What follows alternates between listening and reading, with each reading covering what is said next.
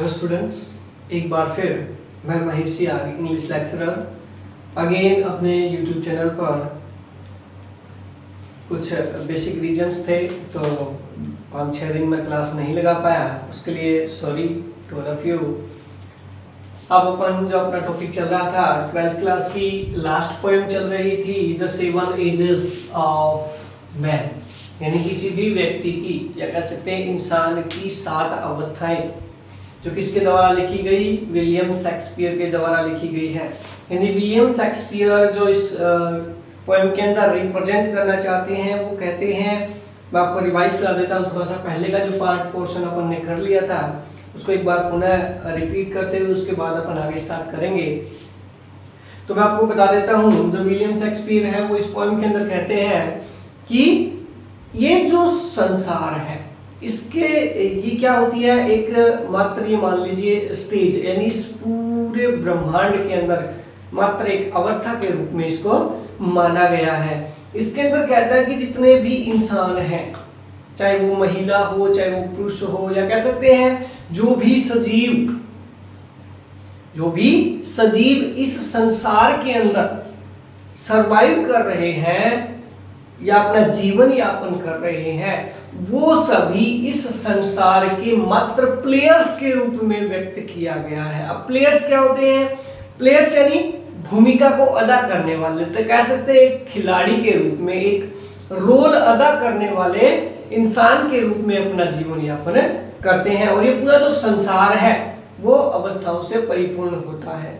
तो ठीक उसी प्रकार से जो एक इंसान है वो अपने जीवन काल के अंदर या कह सकते हैं संपूर्ण आयु के अंदर जिन जिन अवस्थाओं से होकर गुजरता है उनकी काउंटिंग्स में विलियम शेक्सपियर ने बताया कि किसी भी इंसान के संपूर्ण जीवन काल के अंदर वो अलग अलग प्रकार से 7 अवस्थाओं से होकर गुजरता है, जिसमें अपन ने पहले की थी कि सबसे पहले जब इंसान का बर्थ होता है यानी जब उसका जन्म होता है तब वो क्या करता है, यानी उसकी एक्टिविटी साथ साथ हर स्टेज के साथ उसकी एक्टिविटी को एक्सप्रेस कर रहा है। यानी जब एक छोटा सा बच्चा जब जन्म लेता है तो उसकी पहली अवस्था बताई एक इन्फेंट के रूप में, यानी एक शिशु के रूप में। वो क्या करता है शिशु के रूप में, यानी मेवलिंग और पकिंग, उल्टियां करते हुए और बिलखते हुए नर्स के हाथों में मीन्स रोते हुए जन्म लेता है। तो उसकी पहली एक्टिविटी बताई। दूसरी एक्टिविटी या दूसरी स्टेज कहा एक स्कूल बॉय के रूप में, स्कूल बॉय के रूप में, यानी जब बच्चा है वो स्कूल जाने लायक हो जाता है, मीन्स वी कैन से इन 2.5 और 3 इयर्स ओल्ड, यानी 2 या 3 साल का जो बच्चा, जब हम उसको शुरुआत में स्कूल भेजते हैं तब बच्चे की हैबिट क्या होती है, यानी वो स्कूल जाने से बिल्कुल भी राजी नहीं होता है। तो उस स्कूल को क्या करता है, नेग्लेक्ट करने की कोशिश करता है, और जबरदस्ती जब उनको भेजने की कोशिश करते हैं तो वो एक स्नेल की भांति यानी घोंगे की तरह रेंगता हुआ, रोता हुआ, बिलखता हुआ क्या करता है, अनविलिंगली गो टू स्कूल, यानी अनिच्छा से कहा जाता है, विद्यालय जाता है। यानी हम उनको जबरदस्ती भेजते हैं लेकिन उनकी इच्छा नहीं होती। ये एक्टिविटी किस में करता है, अपनी दूसरी अवस्था में, जिसका नाम दिया गया विलियम शेक्सपियर के द्वारा। दूसरी अवस्था क्या थी, एक स्कूल बॉय के रूप में। यानी पहली अवस्था एक इन्फेंट यानी शिशु के रूप में, दूसरी अवस्था यानी एक स्कूल बॉय के रूप में। अब अपन बात करते हैं तीसरी अवस्था के बारे में। देखिए एंड देन, और उसके बाद यानी जब स्कूल बॉय की अवस्था पूर्ण हो जाती है तब क्या होता है, द लवर। तीसरी अवस्था कौन सी आती है, लवर के रूप में। लवर मतलब एक प्रेमी के रूप में, एक प्रेमी के रूप में क्या आती है, इसकी तीसरी अवस्था, यानी इसको कहते हैं थर्ड स्टेज।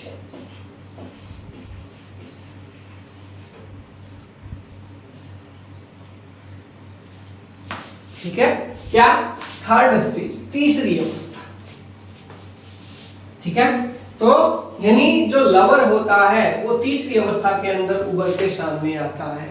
तो कहने का मतलब है यानी जन्म से लेकर के लगभग 3 वर्ष तक की आयु में वो शैशव काल के अंदर रहता है, उसके बाद वो स्कूल बॉय के अंदर आता है। जैसे ही टीन एज के अंदर एंट्री करता है, टीन अवस्था में यानी 12 के अबव हो जाता है, तब उनके अंदर क्या होता है, अलग अलग प्रकार की भिन्नताएं होनी शुरू हो जाती है, लड़के और लड़की में डिफरेंस पाना शुरू हो जाता है। उस अवस्था में क्या करता है, एक प्रेमी के रूप में वो सामने आता है। तो तीसरी अवस्था उसकी एक लवर के रूप में होती है। अब उसके अंदर उसकी एक्टिविटी क्या क्या होती है वो देखिए। साइन लाइक फर्नेस, फर्नेस क्या होती है, भट्टी। फर्नेस क्या होती है, भट्टी। साइन मीन्स जलता,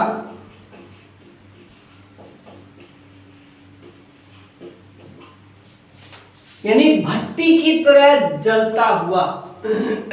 भट्टी आपने देखी है, भट्टी कितनी तेज ज्वाला के साथ जलती है, यानी उसके अंदर वैसे ही जो फीलिंग्स होती है, जो भावनाएं होती है, वो एकदम से सभी एक साथ उमड़ करके उसके माइंड में चलती रहती है। मीन्स कुछ अलग अलग एक्टिविटीज करने की वो कोशिश करता है। तब इसने कहा कि साइन लाइक फर्नेस, यानी भट्टी की तरह जलता हुआ, विद अ वोफुल बैलेड।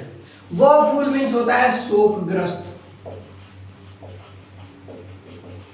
क्या होता है, शोकग्रस्त। बैलेड का मतलब होता है गाथा, या कह सकते हैं गीत, गाथा या गीत, यानी एक शोकग्रस्त गीत गाता है। कैसे, यानी एक भट्टी की तरह जलता हुआ शोकग्रस्त गीत गाता है। किस प्रकार से, मेड मीन्स बनाया गया,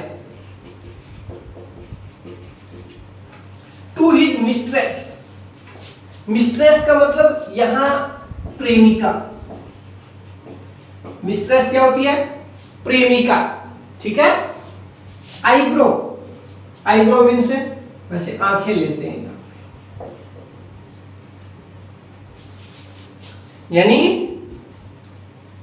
तीसरी जो अवस्था है उसके अंदर कवि कहता है कि तीसरी अवस्था एक प्रेमी के रूप में होती है, जो जलती हुई भट्टी के समान शोकग्रस्त गीत गाता हुआ, किसके लिए, अपनी प्रेमिका के आंखों पर बनाया हुआ।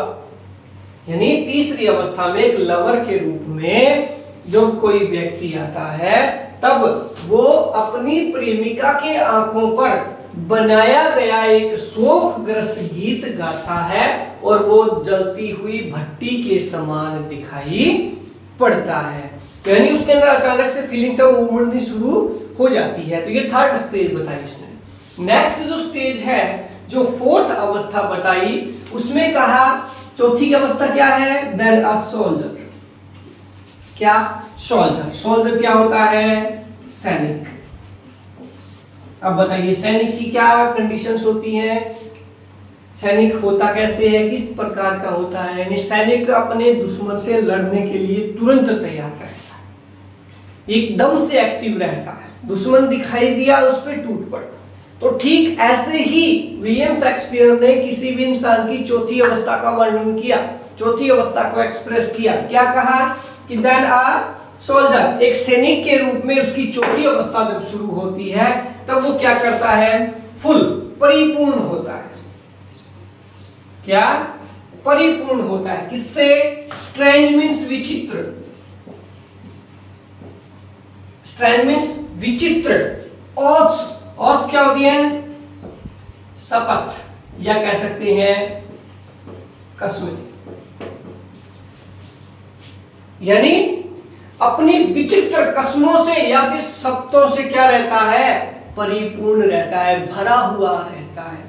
यानी हर प्रकार की कसम उसके अंदर निहित होती है। जैसे देश प्रेम की भावना आ गई, अपन लेते हैं सैनिक के रूप में, जो बॉर्डर के ऊपर एक सैनिक खड़ा है, सैनिक के अंदर देश प्रेम की भावना होती है, तो वो अपने देश के लिए कस्में खाए हुए रहता है कि चाहे जो हो जाए मैं अपने देश की मरते दम तक सुरक्षा करूंगा। ठीक वैसे ही वो कहता है कि चौथी अवस्था किसी भी इंसान के अंदर एक सैनिक के रूप में होती है, जब उसके अंदर वो क्या होता है, यानी विचित्र शब्दों से या कस्मों से परिपूर्ण होता है।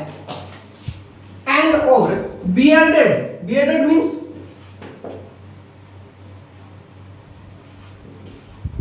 दाढ़ी, लाइक द पार्ड, पार्ड मीन्स होती है विदेशी,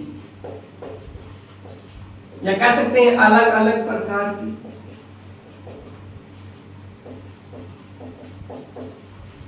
अलग अलग प्रकार की कैसे, यानी विदेश जो अपनी सेव होती है, जो दाढ़ी बियर्ड होती है, उसके अंदर क्या होता है, कट वगैरह लगने शुरू हो जाते हैं। मीन्स वो किस तरीके में एक फैशन के रूप में अपने आप को उभारने की कोशिश करता है, तो यानी उसकी दाढ़ी के अंदर कट लगने शुरू हो जाते हैं, तो कह सकते हैं ना, यानी विदेशी दाढ़ी रखना वो शुरू कर देता है। जेलिस, जेलिस मीन्स घृणित। इन ऑनर, ऑनर क्या होता है, सम्मान या मान, यानी सम्मान के लिए घृणित, सम्मान के लिए घृणित। सडन, अचानक से, एंड क्विक और तुरंत। सडन क्या होता है,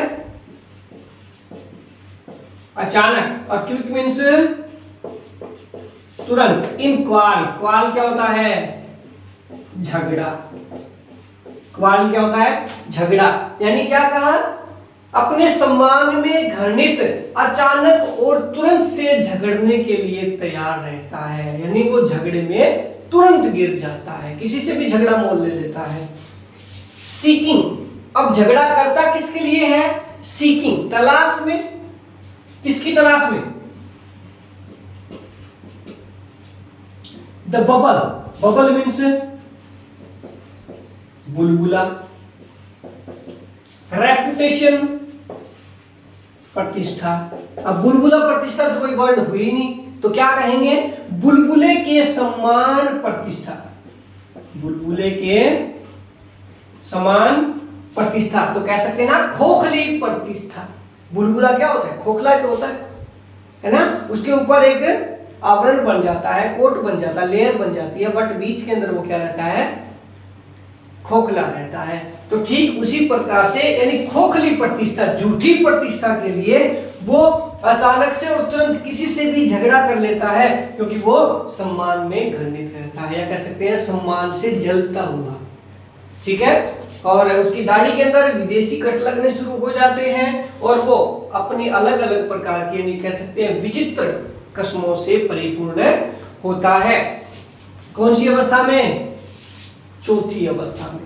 तो आज अपन ने दो अवस्थाएं की। तीसरी अवस्था एक प्रेमी के रूप में, जब वो अपनी प्रेमिका की आंखों पर बनाया गया जो शोकग्रस्त गीत है, वो एक जलती हुई भट्टी के समान गाता हुआ प्रतीत होता है। यहाँ पे आकर के देखो, जेंडर के अंदर बॉयज और गर्ल के जो जेंडर के अंदर डिफरेंस आने शुरू हो जाते हैं, दोनों अलग अलग प्रकार से रहना शुरू कर देते हैं। उससे पहले जब अब स्कूल बॉय के रूप में और जो पहली इन्फेंट शिशु के रूप में दो अवस्थाएं थी, उसमें गर्ल और बॉयज के अंदर किसी प्रकार का कोई डिफरेंस नहीं होता, सभी एक जैसे उनके खेल होते हैं, एक जैसे रहना खाना पीना सब एक साथ होता है। बट जैसे ही वो एक लवर यानी कि तीसरी स्टेज के अंदर अपना कदम रखता है, अपने स्टेप से वो आगे बढ़ाता है, तब वो क्या हो जाता है, यानी उसके अंदर जेंडर के अंदर डिफरेंस आना शुरू हो जाता है।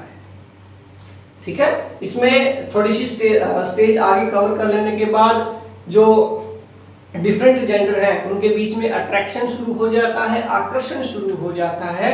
तब विलियम शेक्सपियर ने कहा कि जो तीसरी अवस्था है वो एक लवर के रूप, प्रेमी के रूप में है, जो अपनी प्रेमिका के आंखों पर बनाया गया एक जो शोकग्रस्त गीत है वो जलती हुई भट्टी के समान गाता हुआ प्रतीत होता है।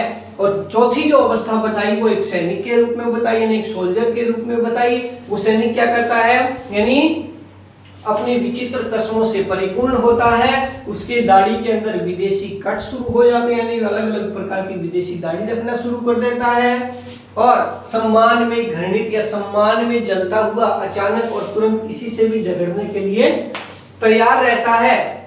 इसलिए यानी बुलबुले के समान झूठी प्रतिष्ठा प्राप्त करने के लिए, उसकी तलाश करने के लिए, even in the cannons mouth, यानी इस झूठी प्रतिष्ठा के लिए वो क्या कर सकता है, कैनन, कैनन क्या होती है, तोप। अब ये एस्ट्रोफोन एस, काके की, तोप के, माउथ मीन्स मुंह।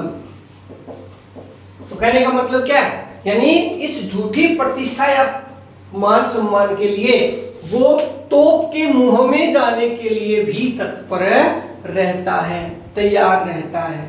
आई होप कि आपको ये चीजें समझ में आई होगी। इसका एक छोटा सा पार्ट और बचा है, वो अपने नेक्स्ट वीडियो के अंदर करेंगे।